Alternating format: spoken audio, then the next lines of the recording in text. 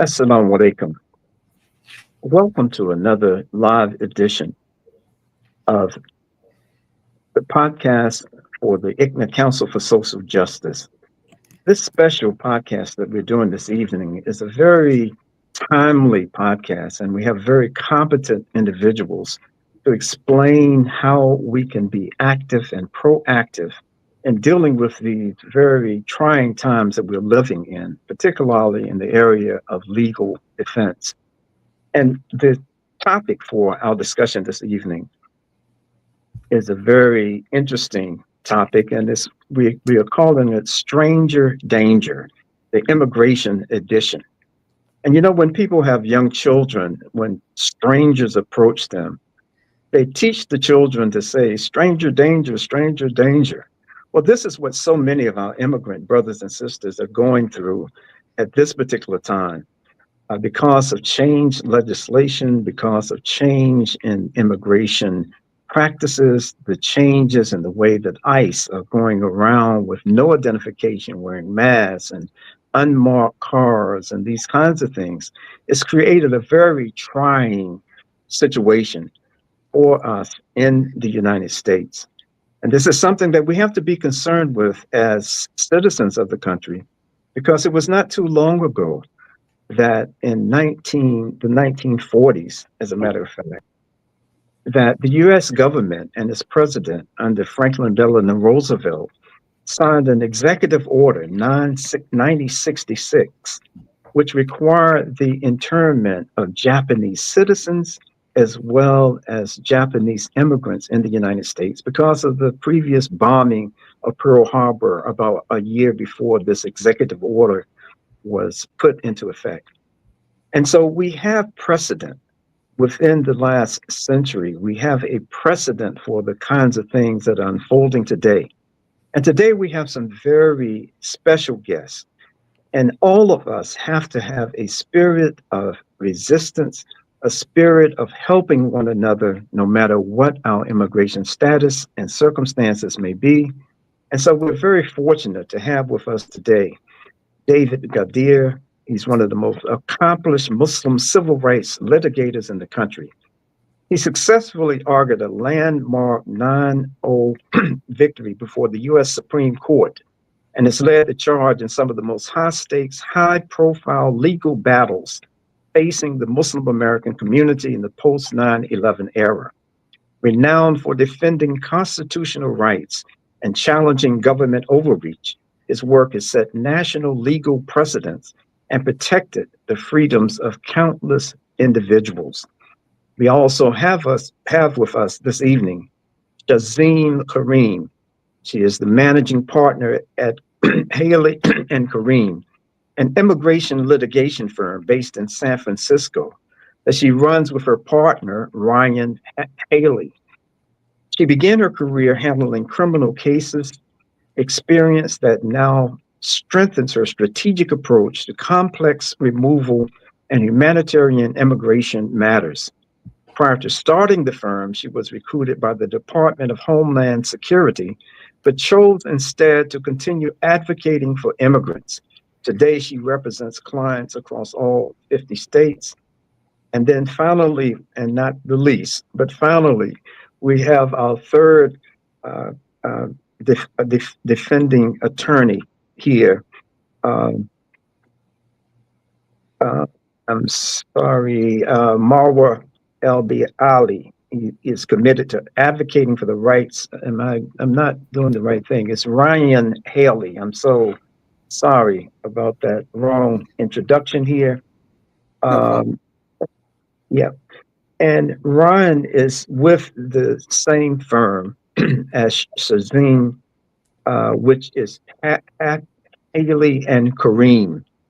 And he is very active in the area of immigration law and helping those get asylum, those asylum seekers, cancellation from removal from the country, affirmative applications. He's also in the Bay Area in this country. So with that kind of backdrop, we want to just dive into the immigration concerns and issues that we are confronting today. And with that introduction, Brother Gadir, could you start us off and just giving us a little background as to how we actually got to where we are right now and what are some of the most challenging situations that you all are confronting today?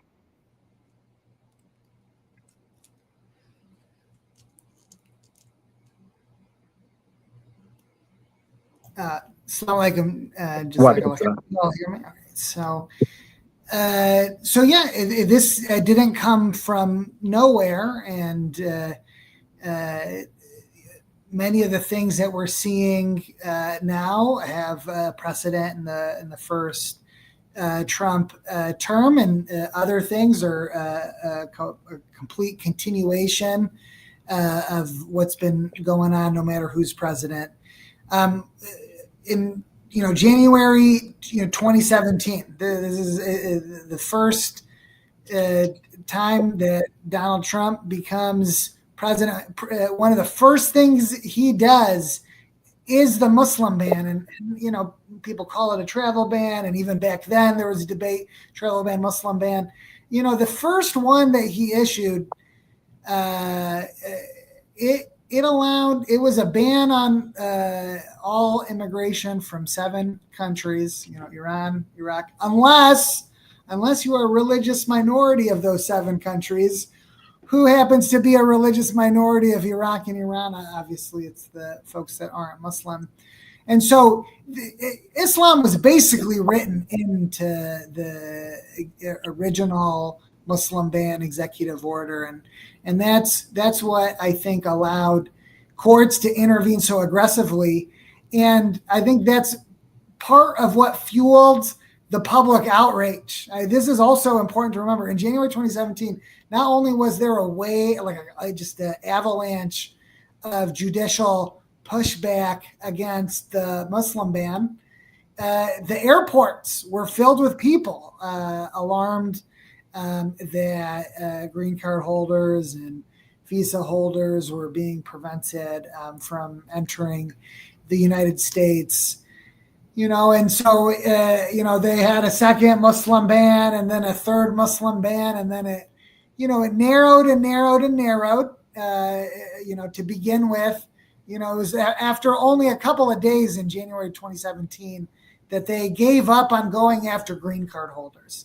This is really important. And I think the Trump administration now, they're going after even green card holders, In January 2017, the initial Muslim ban applied to everybody. And it meant that if you were a green card holder from Iraq or Somalia or Syria, and you were in the air and Donald Trump finished eating his hot dog or watching the news broadcast or whatever it was that he was doing, and he signed the Muslim ban, and you just happened to be in the air at the time, it meant that you, as a green card holder, when you landed, you couldn't enter the country. And I think that outraged the country, that outraged the nation. And in response, the Muslim ban got narrower and narrower and narrower until you got to some mealy-mouthed ban that was more palatable to courts, and ultimately the Supreme Court allowed it. And I think it's the fact that there was so much energy and so much hope the first time around, all these travel restrictions, that this time around when they came and, there's not much. There's not as much as last time. Let's put it that way. Okay. There's not as much opposition as last time to a set of immigration restrictions that are in some ways broader than the ones that came into being in January 2017 with the first Muslim ban.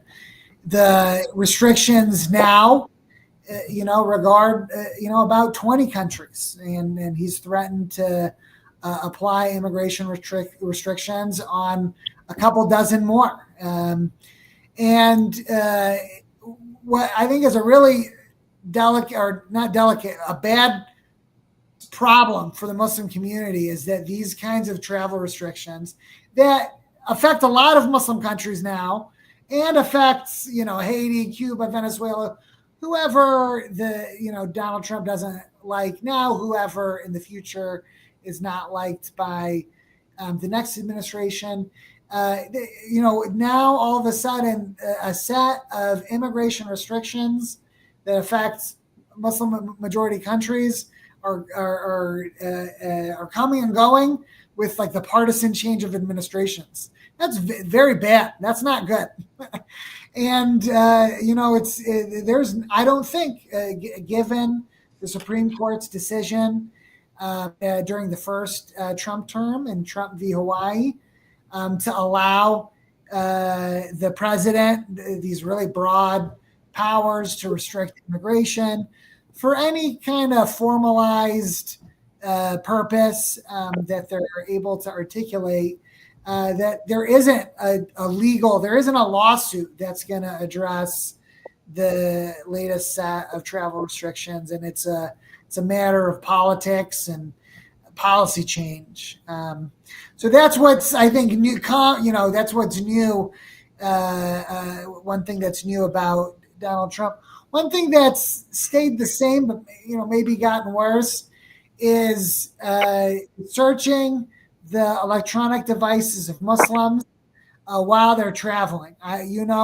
There's an entire bureaucracy set up to harass and surveil, interrogate, Muslims as they travel. It really is. It's hundreds and hundreds of people, if not thousands and thousands of people that are participating in this. There's a watch list. There's repositories of information that the government collects. There's algorithms that troll through that information to decide who among us should be sent to secondary screening for questioning. And all that means that we need to be more thoughtful with our electronic devices. That's all. We need to be more thoughtful with our electronic devices. And although I would assert that the Constitution forbids the government from searching your electronic device if you're at the border, the fact is the federal government is always claiming the authority to search people's electronic devices at the border. And so if you travel with an electronic device and you're going overseas, you've got to assume that that device might be searched. So there's a couple levels of certainty. If you're one of the unfortunate many in the Muslim community who get screened every single time they cross an international border, you should take that into account in planning your trip. The best protection from having your electronic devices seized or searched at the border, it's hard. I know it's impossible. Is to not have your electronic devices. That's an option. You want to consider it. Sometimes, let's say you've got a lot of sensitive stuff, community stuff on your phone, or you got a lot of sensitive work stuff on your phone, and the last 9 times you've flown internationally, they've taken your device. You've got to just assume that they're going to take your device again. The best way to prevent them from taking your device is to not have your device. It's really the only way. The second best way, okay, that's not always possible. The second best way is to have a travel device. If you are just living with your phone, taking pictures, getting directions, making the grocery lists, whatever it is, it's got your whole life on it. Every single thing is on it, every single thing, And so if you want to put less information at risk, have a travel device. Get like a cheap Android phone, or maybe it's like an old phone that you've scrubbed, and it's the phone you travel with. So that way you're not traveling with every single thing that your phone has collected about you and everybody that you love and know for the last, couple months. And you should expect them to, if they've searched you before, to try to search you again. My view is if they ask to search your device, you should say no. You should say no. And the most common, I would say, maybe it's, I don't know if it's like more than half the time, but the most common response like a customs agent gives to that answer, no, I won't let you, I won't unlock my device for you. I won't permit you to search my electronic device. They'll say, well, if you don't do that, then I'm going to take your device. I'm going to take your device. Number one, if it's your device that you just live with, it's your everyday device, that's going to feel like an impossible choice. You're going to want your phone, your primary phone. You're not going to fight them on it. You might feel too pressured and unlock it. If you have a travel device, who cares, or not? You know what? It's better you unlock it when I'm not with you, locked in a room, against my will. So yeah. So you want to not authorize them to search your electronic device. You want to not unlock your electronic device. And if they take your electronic device from you, they should give it back to you soon. And if they don't, give us a call. We'll try to get it back for you. But yeah, I'll stop right there. Assalamu alaikum. Wa alaikum salam. Yeah, very good. Let me ask just a follow-up question to that. For those who are not traveling internationally and find themselves confronted by ICE agents who may have masks on, they have no identification on them, what would you suggest they do immediately when they're being confronted or maybe even taken to detention? They could be just American citizens, as there have been so many reports of this kind of situation going on. What would you suggest be the response from people who feel that they're being unjustly targeted, not just in an airport, but just on the street and they're on their job, or they're doing some other normal, regular function and just get arrested like that? Yeah, it's good to already know a lawyer if the problem like that arises. We all might have seen the video of Mahmoud Khalil getting detained by ICE agents, and his wife knows the name of the lawyer to call, has the name of the lawyer in her phone, and so so the lawyer is able to talk to the ICE agents immediately. That moment.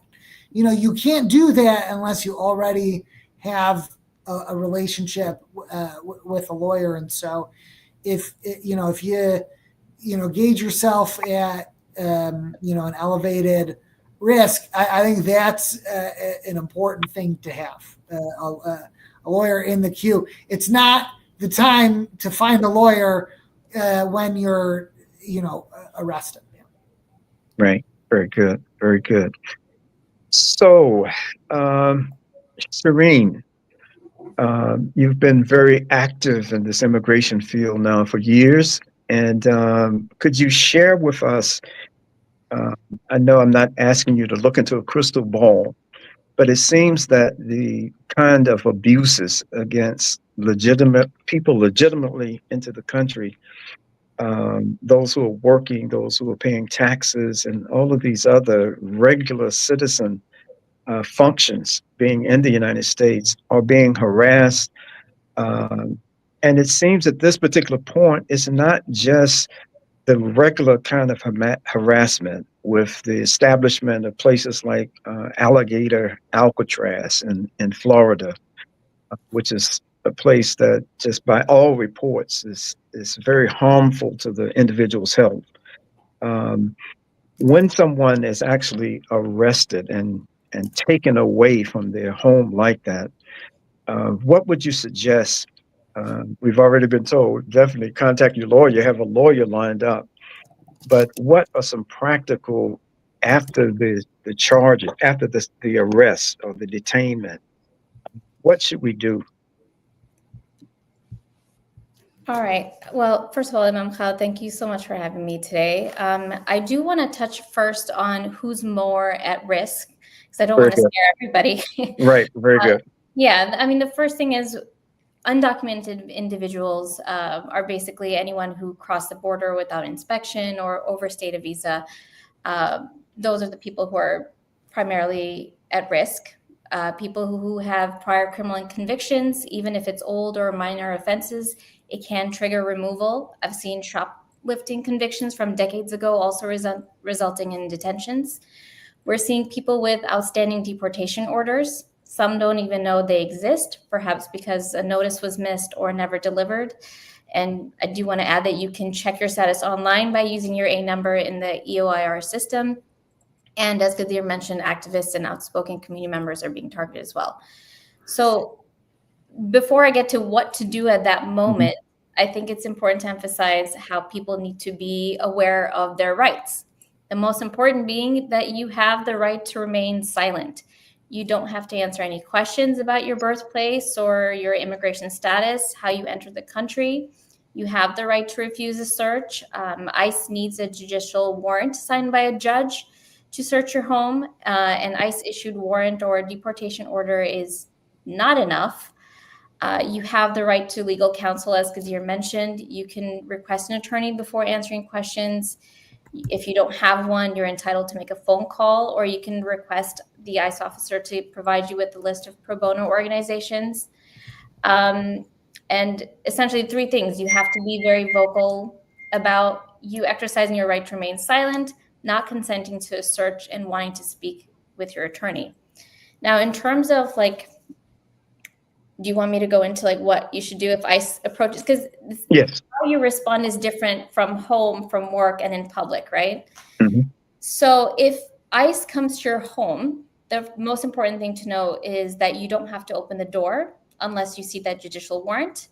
ICE will try really hard to get in. They might say, we just want to talk. Don't fall for it. Check that warrant carefully, whether it has the proper name, your address, and the judge's signature.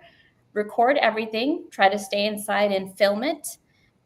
We saw a Houston family avoiding detention simply by refusing to open the door when ICE didn't have the proper warrant.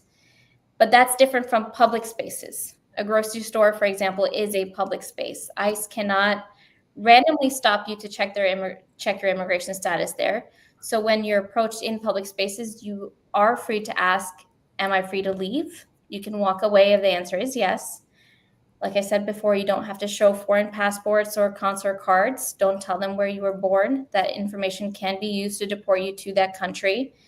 And I think another point that I want to emphasize is don't run, because running people can assume guilt, and it makes it appear like you're evading enforcement. At work, it's different. ICE needs either the employer's consent or a judicial warrant to enter the private area.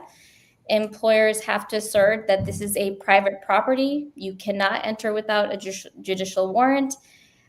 We've seen in some situations where ICE officers have asked employees to line up according to their status. You don't have to do that. You can just line up randomly if you want. And again, you have the right to remain silent, request an attorney, and refuse to consent to searches. Does that answer your question, Imam Khalid?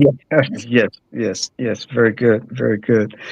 And Ryan, I'd like to ask you a similar kind of question, but maybe with a different population. We've had a number of inquiries from persons who are U.S. citizens, and they find themselves being caught up in this dragnet of ICE. And so if a U.S. citizen is, I'm not going to use the word captured, but they are contained and put in detention by ICE, are there any different options that can be explored? Well, first of all, salam, and thank you for having me. That's a great question, because I was actually going to go into different categories depending on your status. If you are detained, and being a U.S. citizen is one of them. So the basic answer to your question is yes. If you are a U.S. citizen and you are detained, there are different options. Essentially, you are going to be wanting to contact a civil rights attorney and not an immigration attorney. And that is because as a U.S. citizen, your constitutional rights have been violated, whether that's the 4th Amendment search and seizure, 5th Amendment, 13th Amendment equal protection, or the 6th Amendment right to counsel. or right to a judge. So that is the main difference. Usually, once you are arrested and the authorities find out that you are a citizen, you can get a bond hearing. You should ask for a bond hearing. And without any further delay, maybe the next day, you should be able to get in front of a judge, explain the situation, be able to clear everything up, and get released. Unfortunately, this isn't always the case. Sometimes things take longer. Sometimes there are complications. But that's the general kind of pathway for U.S. citizens. I know we've seen stories in the news that are terrible about U.S. citizens, but generally, a civil rights attorney would be a better help than an immigration attorney in that sense. Yeah, that's very good.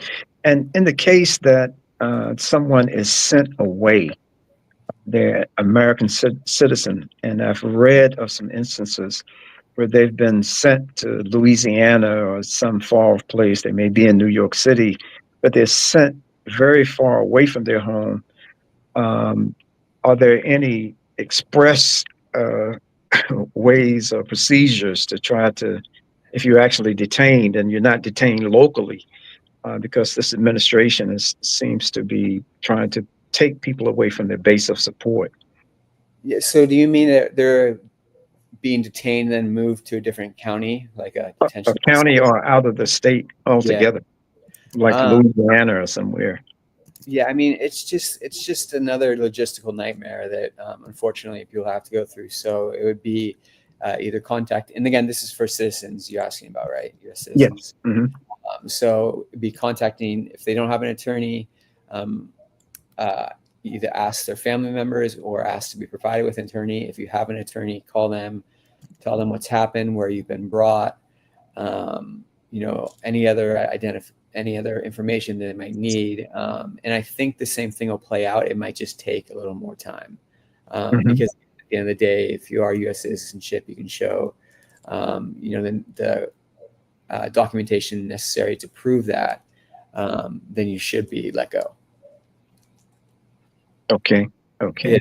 The second category, and this has actually been touched on already, but I just wanted to reiterate that whether you are a citizen, an LPR, or entered without permission, everyone in the United States does have some rights.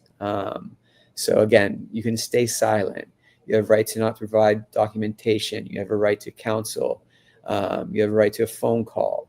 So even if you have no documentation, if you are arrested or detained by ICE, remember that you do have some rights. If you are detained, call your lawyer. Again, as has been mentioned, if you don't have one, get a lawyer. When you are detained, you're going to be given something called a notice to appear, which will have your A number on it, which is your alien registration number. It's a 9-digit number. This is probably one of the most important things when you make that initial phone call to either an attorney or your family, to give them. Your A number is how you're going to be tracked down, because the government is not telling families where people are being brought. If you give the authorities your family member's name and birth date, they might not be able to find them. But if you give them the 9-digit A number, they might be able to track them down. And there actually is a website, ICEdetainerlocator.com, which isn't complete, but it has a lot of alien registration numbers that if you type in, you can find a location of what detention facility someone's been moved to. So I just did want to mention that. The second thing you can do is ask for a bond hearing. A bond hearing is essentially, you'll be brought in front of a judge, and if you can prove that you're not a flight risk, that you're not a danger to society, that you've never had any prior deportation orders, and that you have ties to the community, so other family members, local address, a job, you can get bonded out. And so during that process, you would pay a fee. And as long as you showed up to your hearing, that bond would be returned to you. If you are, and then another category is if you are undocumented, but you have an ongoing case. Let's say you have an asylum case going. We've been asked a lot of times, can you still be detained under those circumstances? And the answer is yes, you can be detained under any circumstance if you're not a citizen. And again, call your attorney as soon as that happens. Request a bond hearing. It is rare, but again, we've all seen things on the news right now that are scaring us, and we just don't know because things are changing so much from day to day. And then finally, I wanted just to discuss real quickly, I know we talked about the 2017 travel ban and all, the public help. If you are a private citizen, there's still so much to do. You don't want to if you see someone getting detained, you don't want to directly intervene. You don't want to touch ICE. You don't want to do anything that interferes with their arrest because you could also get arrested. You don't want to provide false information because that is a felony and that could put you in jail. But documentation, so taking video, trying to get the badge, if they're wearing identification, get the identification of the agents.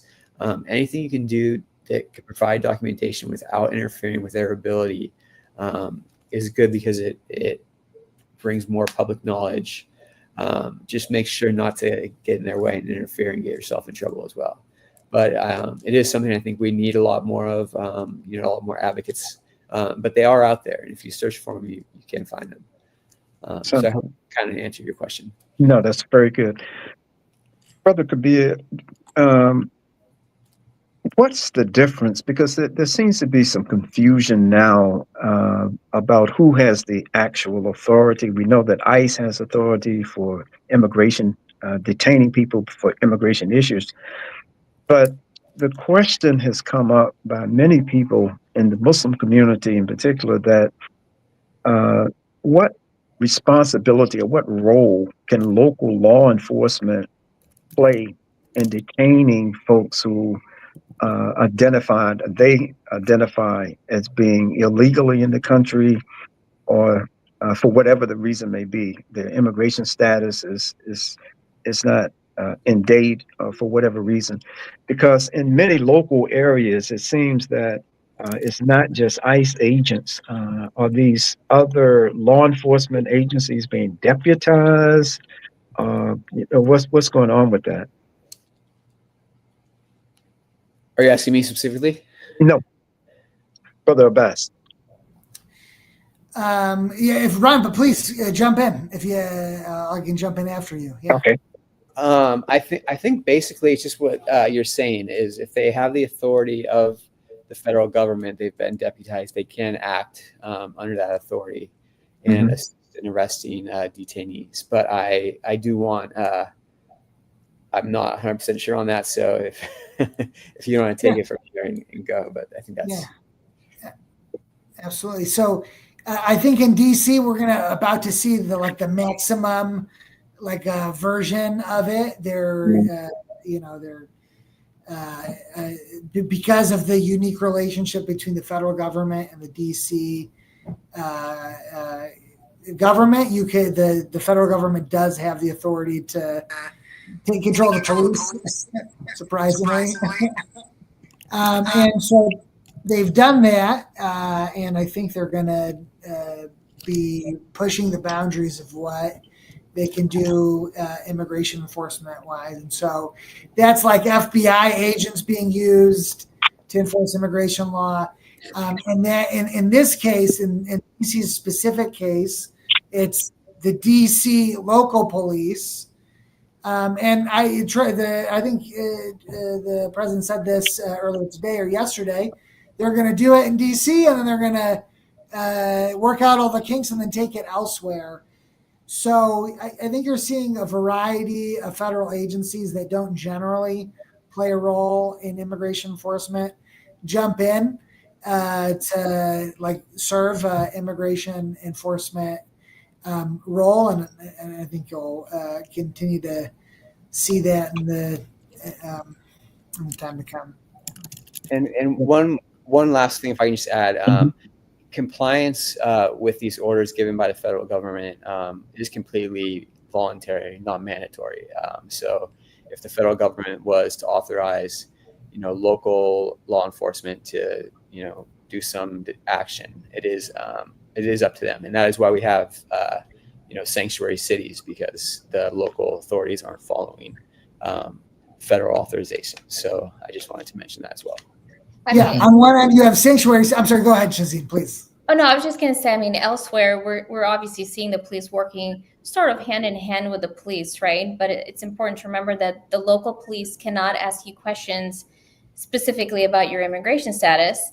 But if they have probable cause to take you into custody for any reason, they can then call ICE if they suspect that you are undocumented or have a deportation order or anything like that. Anything you say to them can also be used by ICE.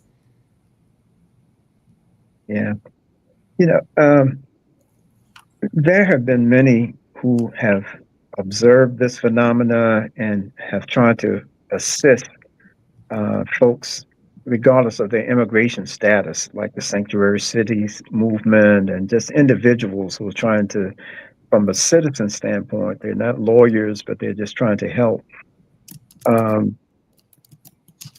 Oftentimes, the F word is being used as some of these draconian kinds of immigration policies are being rolled out, and the F word being fascism, or the potential of, and I'm not trying to get you to give necessarily a purely political analysis, but it seems as though to many, including myself, that this immigration issue has become a kind of a bellwether. It's something that may be signaling something more sinister, something more draconian. And this may just be the first wave of that. Am I over anxious about this? Am I overly concerned? Because it started with campaign pledges about securing the borders. But what is happening now has gone much further than just trying to secure the borders, and it's infringing upon the liberties of just the general population. So, as I say, I'm not trying to get you to step out on a limb necessarily, but do you see the potential for these kinds of draconian kinds of apprehensions and deportations and sending to places like creating camps that are hazardous to the detainees' health? I mean, they're unsanitary, like alligator Alcatraz. I mean, this is something out of out of some Kafka novel or something. This is something that's very new in a general sense. So, anyone like to help me understand, relieve some of the anxiety that many of us are having about the potential for this to flow into a much larger realm in the general society?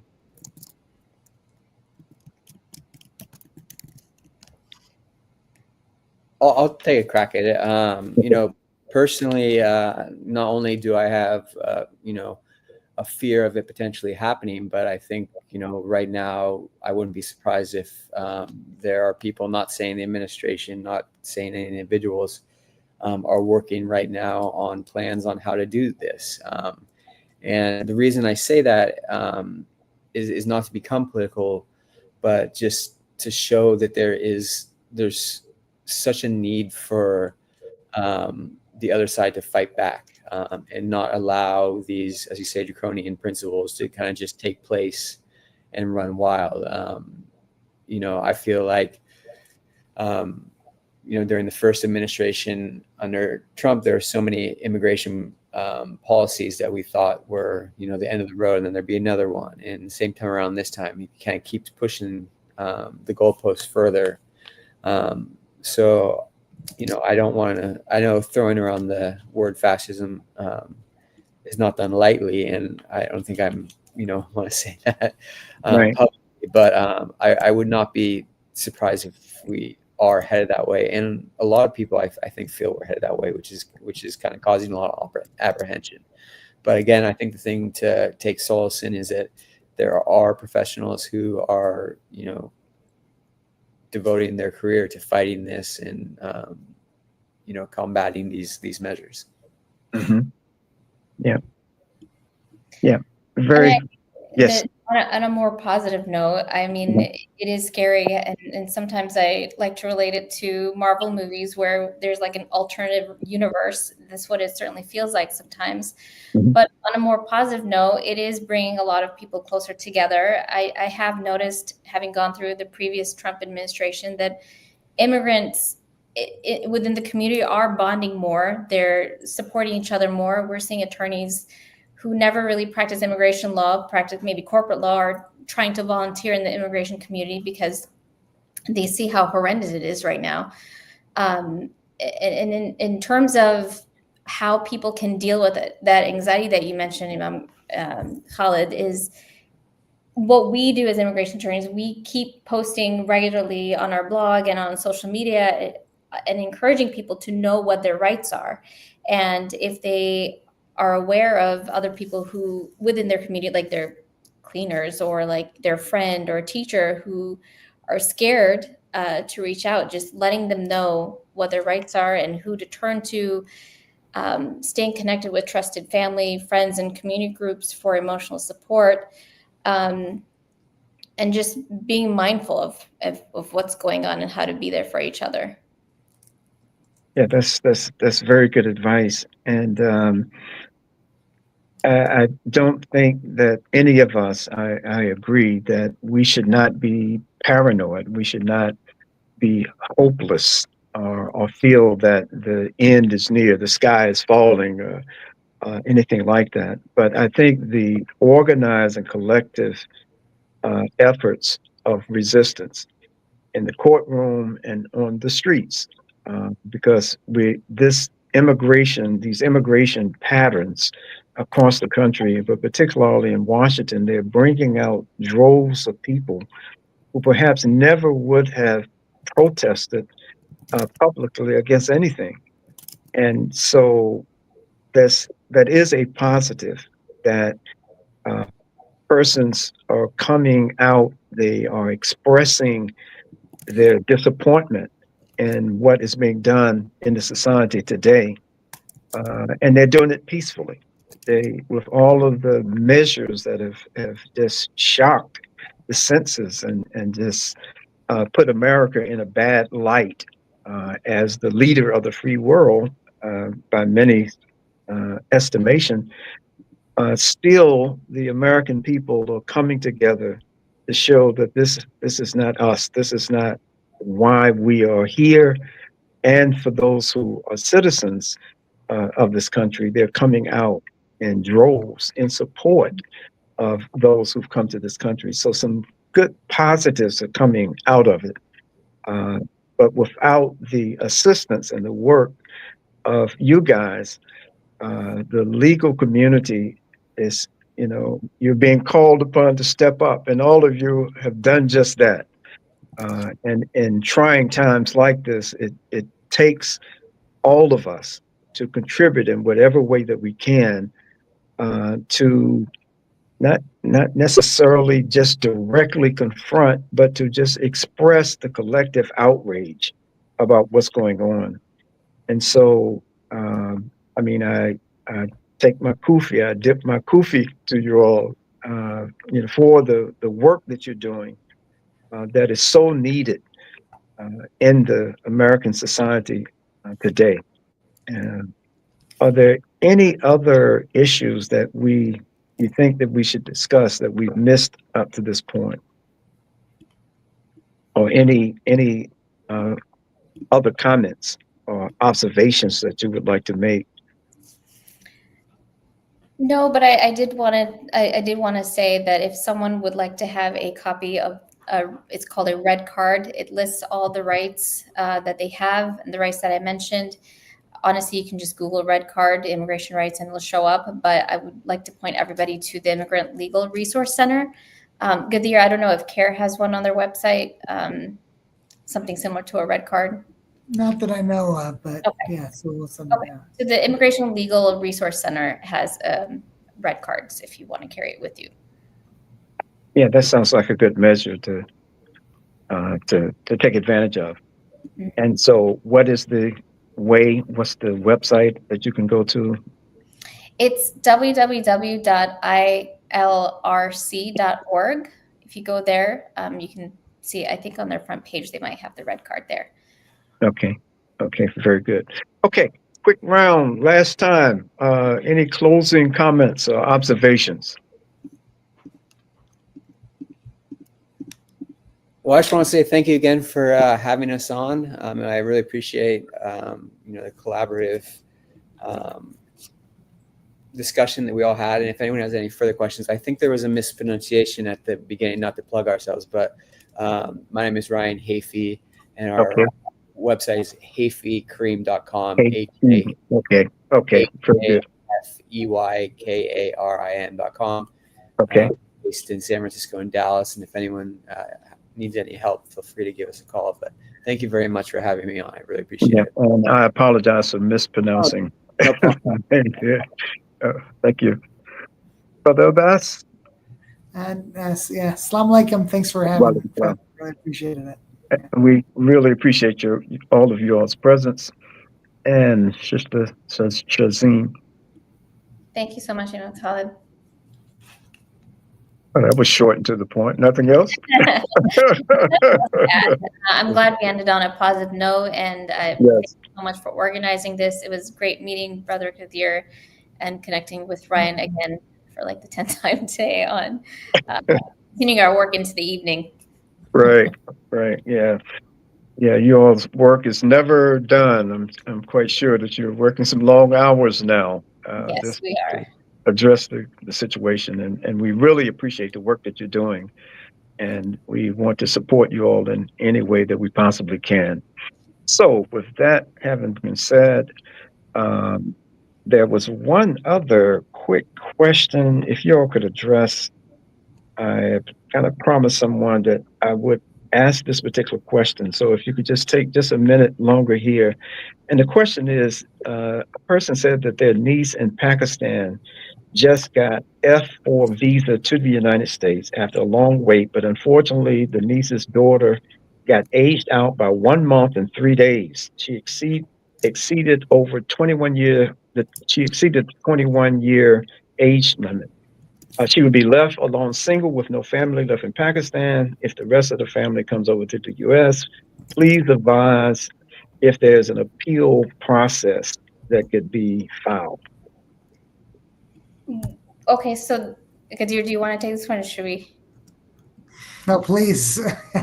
Very specific question, and it's unfortunately going to take a little bit longer.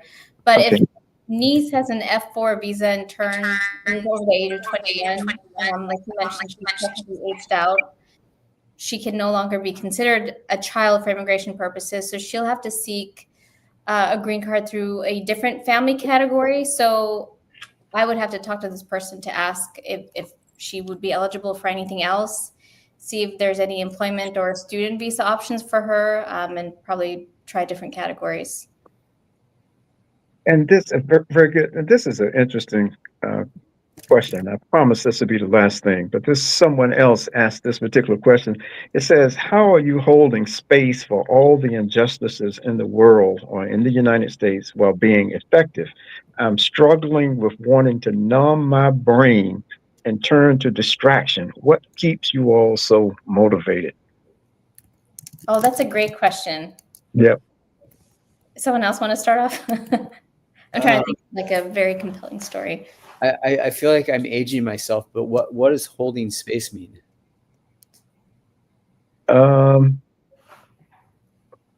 are you balancing all of these different things? There's so much going on at one time. How can you balance all of this stuff or juggle so many balls up in the air?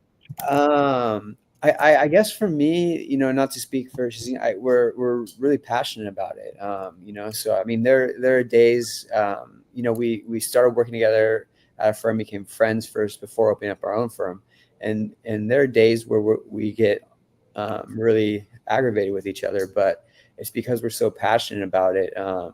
and all the other ways to take care of your mental health: exercise, eat well, take breaks when you need to. But then any client emergency, no matter what time, you got to be ready to respond. So it's just taking the breaks when you can. And go ahead. Yeah, no, I was just going to say for me, I mean, of course, it's my family. They serve a good distraction. But honestly, in the most stressful moments, we try to remember how much of an impact we've had on people, whether it's a mom trying to keep her family together or a dad working to secure a future for his children, and we helped him get his work permit, or we primarily do work with asylum seekers. So if it's just someone who can live comfortably now and raise their family in the US after escaping the war in Afghanistan, it's incredibly rewarding. And that's essentially what motivates me. It's the relief, the smiles, the sense of security. And that's what reminds me why I do the work that I do. Alhamdulillah. Brother Qadir? I mean, we'll just say ditto. Yeah. Okay, very good, very good. I want to thank you all again for taking your time to help educate me and CSJ and educate those who are watching and have heard this evening and who will see it in the future. It's very important that we be informed about any action that we take and any reaction that we may take, especially to issues like immigration, because we can do something stupid and cause ourselves many more problems than what's confronting us immediately. So the community is very fortunate to have you guys working on behalf of that population. And I think that we all should be aware, because my birth certificate says that I was born in here in this country. It doesn't mean that if they're coming for you yesterday, that they're not coming for me tomorrow. And so I think as a nation, it's incumbent upon all of us to offer whatever we have to try to help those who are being targeted, not for anything that they've done wrong necessarily, but for attempting to help their families, to help themselves, and even to contribute to this nation of ours in positive ways. So we ask that our community not stereotype and adopt the stereotypes and the bad images of those who have recently come to this country, and stereotype them in ways that they don't deserve. So with that having been said, I want to thank you all again, and I would ask our audience to join us again for our next webinar next month. This next month webinar will take place during National Hunger Action Month. And so we will focus on the issue of hunger, which is something that's very sensitive to all of our hearts because of what we see going on in Gaza and has been going on for the last couple of years. But we also will have a focus on hunger in the United States and how we can address this particular issue in the most effective ways. So with that having been said, I wish you and our viewers assalamu alaikum rahmatullah wa barakatuh. Wa alaikum assalam. Well, All right. Assalamu alaikum, everybody.